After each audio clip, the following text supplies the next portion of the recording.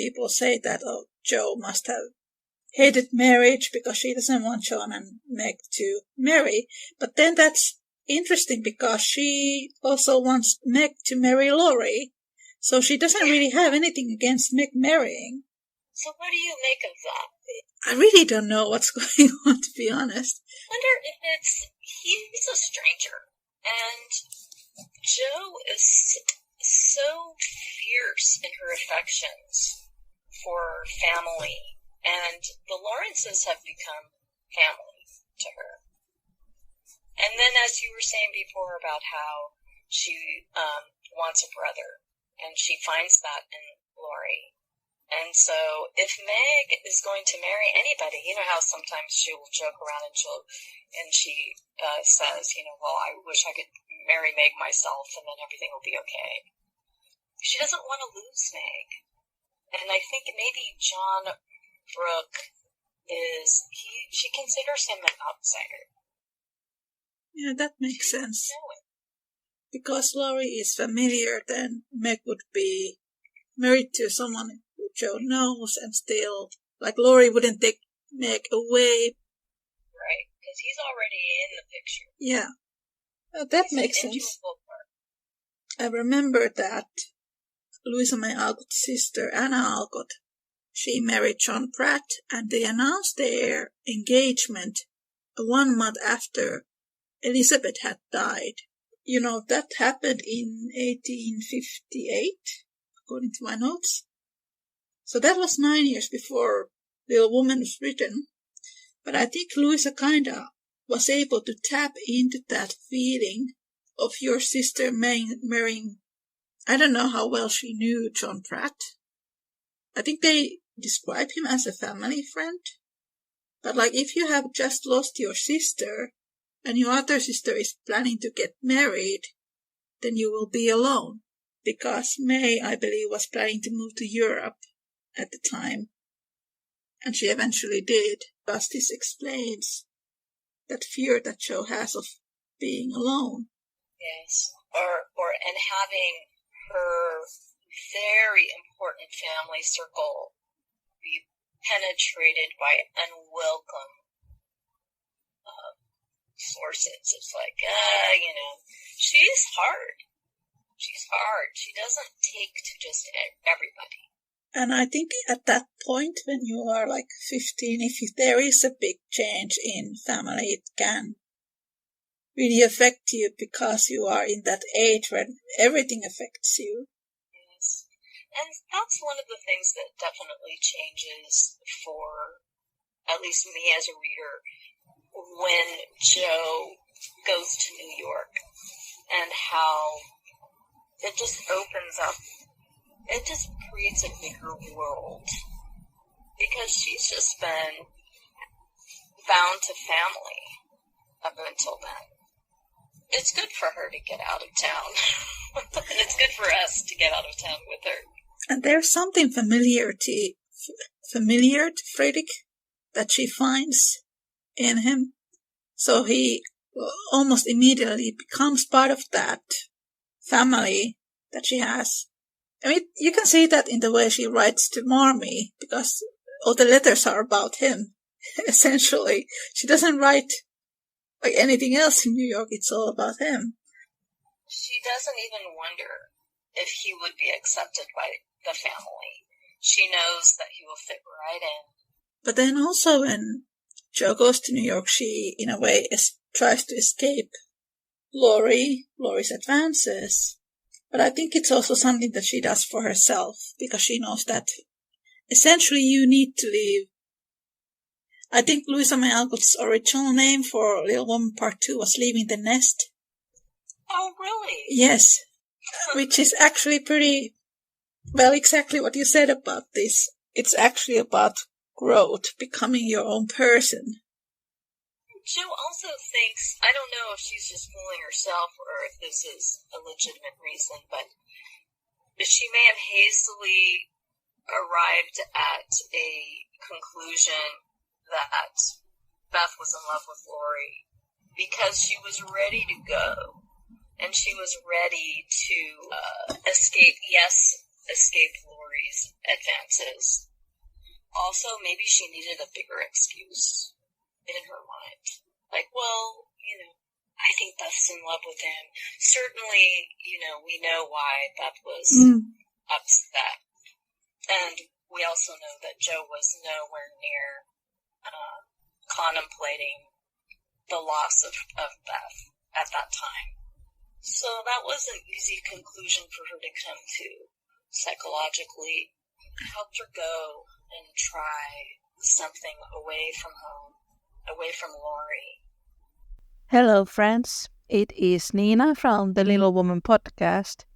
Just to let you all know that the Little Woman podcast episode transcripts are now available as books. You can find them as paperbacks and ebooks. They are wonderful reading for all the fans of Louisa May Alcott. You can find all the links from the description. And now, back to the show.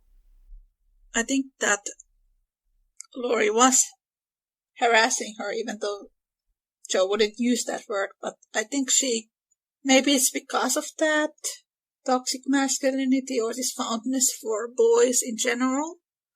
It wasn't really something that she wanted to admit to herself, that this is something that's happening.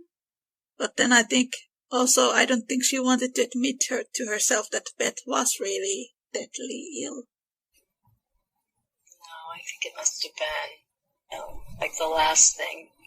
Any of them were, Beth had to come to terms with it before anyone else did. What a burden.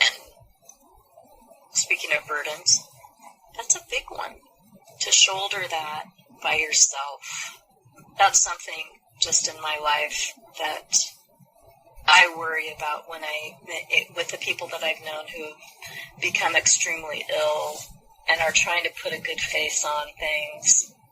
That's a tall order to place upon a person who really shouldn't have to shoulder that. And if you love that person, to me it seems like it's an important thing to extend to them is you don't have to do that for me. I'm here for you. What do you need? And it's just as much an emotional task as it is a physical one. Not even like, well, can I do dishes for you or can I make some meals for you? Yes, that's all well and good. But you don't have to put on a show for me to make me feel better. That's not what this is about. And Beth, she doesn't really have anybody like that for a while. I think Joe was the first person she confesses her knowledge to. Yes. Maybe it's also because of Beth's nature. She doesn't like to worry others or be a burden. That's the thing, is that, well, it's embedded in her personality and probably reinforced by the family dynamics. But, even to that dramatic degree, like where she is thinking about her own mortality and can't be a burden to anybody else when she really needs the most support, or at least acceptance. It kind of goes along with Joe's arc, because she's always like, I don't need other people, when she actually does. Which we can see in the chapter All Alone, which I think is the saddest chapter in Little Woman. But I think it's also really important for chapter 4, Joe, when she admits that she doesn't want to be alone. Right, but that doesn't mean she wants to go off and marry Laurie. Yeah.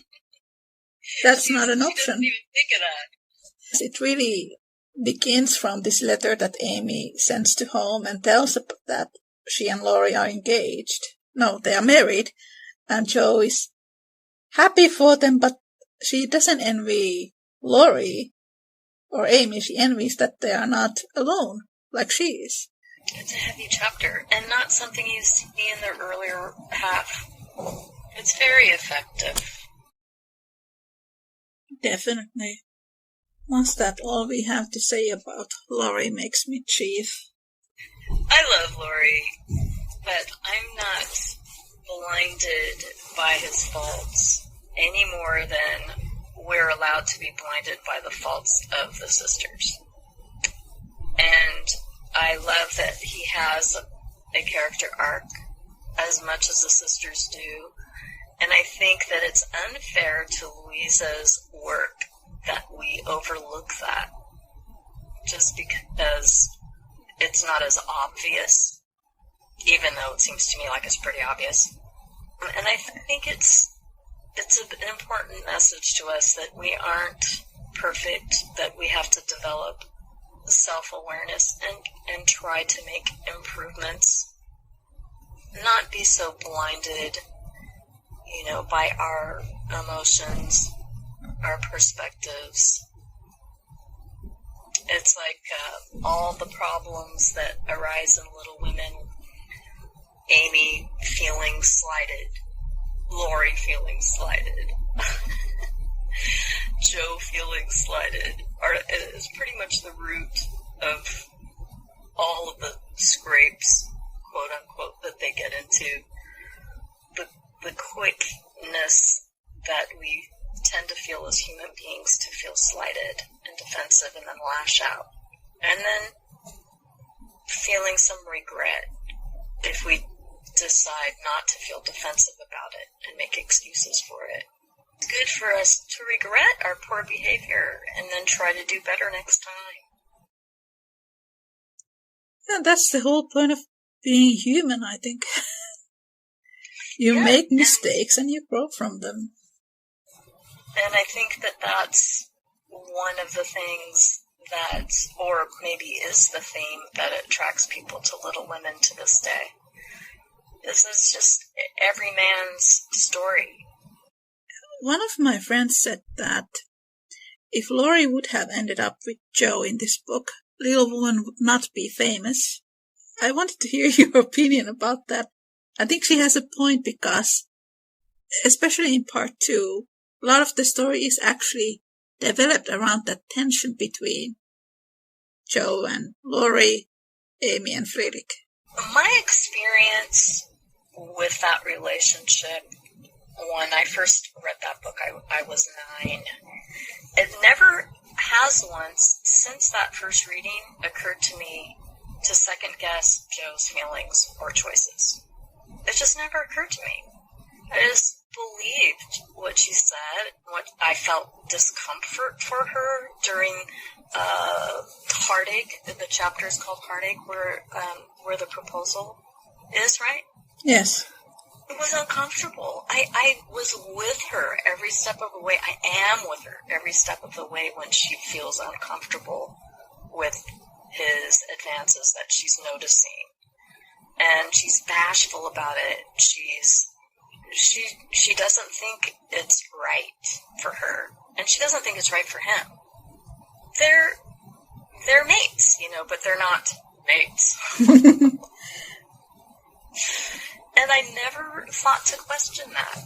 And so it's been a little bit of a surprise to me that it's become such a topic, particularly over these, seems to me, this last movie in particular, I think.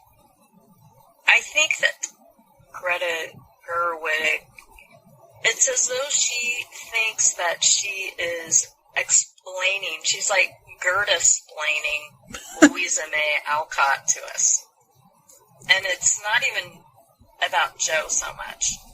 I think it's about, I don't know what it's about. I don't know why she feels like she has to correct this story on behalf of Louisa that Louisa didn't even write. It doesn't make any sense to me. I think it was all about money, honestly. So you think that she was just delivering what she thought people wanted to see? Yes. She said in one interview that Joe must be gay, in another interview that Joe must be asexual, in third interview that Joe must be with Laurie. So people can just pick and choose, which is so stupid. Because this is a semi-biographical story. No, and she's consistent throughout the whole thing. If you sit down and read it, if you really read the book, just always go back to that. It's all there. or read Louisa May Alcott's quotes on Henry David Thoreau. Or Lady Wisniewski, which are really interesting because I think the things that she said to the public about Laddie are pretty different to the things that she wrote in her journals about him. Oh, really? Yes, because, when she spoke to the public and they were like, who is the real-life Laurie? Who is this story about? And she said, oh, it's this nice man I met in Switzerland. And then in her journals and in her letters with May, they call him boring. And then they wonder why he doesn't pay his money back to them. Plus, there's another individual, too, that she claimed Laurie is based on. Alf Whitman. Yes, thank you. Now, how were they connected to him? Alf was friend through their theater hobby. And I think he was also like 10 years younger than Louisa. He was like 15. Like Laddie. Yeah, he was like 15 when he met the Alcott sisters. And it's interesting because Alf and May were very good friends too. Oh, that's just like May and Laddie too. Yes, it has all the possibilities of a triangle, but it never was a triangle. Because they were just friends. And people are so conflicted by that because how can they be just friends with boys? My daughter Samantha and I talk about that all the time, about the importance of platonic friendships, how underrated they are. Friendship, I don't know what I'd do without my friendships. They're so important. I feel that's just one of the things that gets my goat, is when people have to turn every relationship into something sexual. Do you really have to do that? I mean, I'm not against relationships being sexual, but there's so many different kinds of relationships out there. And they can be complex, and they can be, they just fit a totally different bill than the romantic one. That's important, equally as important to me. Maybe even more so sometimes. Yes. The relationship with Alf, I believe, was once again more maternal, because Louis had these maternal feelings for him. But it's funny because I believe May was also like trying to guide him to be more productive, which is what Amy does to Laurie later on in the book. That's so funny. These women, they try to give nudge for these boys to better themselves. No matter, that explains to me why Louisa was able to sit down and slam out that book as fast as she did, because so much of it had actually happened. Just, remember when Laddie? Yeah, I'll put that down. Yeah, I want to make an episode about Laddie, but I need to read more about him. Oh, that would be an interesting one. Yeah. Maybe for the next season. We'll see. I have so many stuff that I need to do. Yeah, hospital sketches. Yeah, I need to read that one, and I am reading this book about Charles Follen, who was one of the real-life Friedrichs, and it's so interesting because he was this German immigrant who moved to America, and he married an American female writer, and that's such Joe and Friedrich chemistry, storyline. And then there are some sequences in Charles Follen's biography that are taken to Little Woman almost word by word. So Louisa May Alcott directly copied them from Charles Follen's biography. So there we definitely have one Friedrich Bear from real life. Was he a teacher? He was a teacher in university. And he got railroaded out for political reasons? Yes, from Germany. I did read about him. He's actually quite fascinating. I agree. So that will be an interesting episode when I get to make it. That's just important American history, in my opinion, what happens to him. Yes. He has a go of it. And I really like that because Germans weren't really seen very positive light during the time when the old woman appeared. So it's interesting that there is this international marriage there. But also because Louisa May Alcott simply loved Germany, which is a very interesting area to study. The book has such a domestic and local feel to it that I'm sometimes I'm reminded, especially this last reading, how cosmopolitan it really is. Europe is heavily involved in it, and I mean, starting with Laurie, and then Amy's own travels, and Laurie again, and Fritz. The world is in this book. You get to travel all these places. What attracted you to Little Women initially? What has been the main reason why you have felt so compelled to dig so deeply into Louisa and this story? I read it as a child first, and I liked it. But then when I was a teenager, I really just fell for it. And that's when I read the sequels and Rose in Bloom and Eight Cousins. Well, everything that they had translated into Finnish at that point. And it keeps you going. It keeps you digging. Yeah. I think it was really when I started to read about the real life Fredrik and the real life Lauries, because I thought that was really interesting. Because I was always really frustrated when people made fun of the marriages in Little Woman, because to me they made all perfect sense. So to find out that there was a real life stories behind them, that really got me interested. Thank you so much for inviting me to read this chapter and to discuss it with you. I feel so honored and happy to have this time with you. It's great to have you here. I always read your YouTube comments and I'm like, oh, I need to invite her to the podcast. Oh my gosh, I was so surprised when I received that invitation. I was worried about so many things, technology, my brains. That's enough. I don't have to be worried about more than those two things.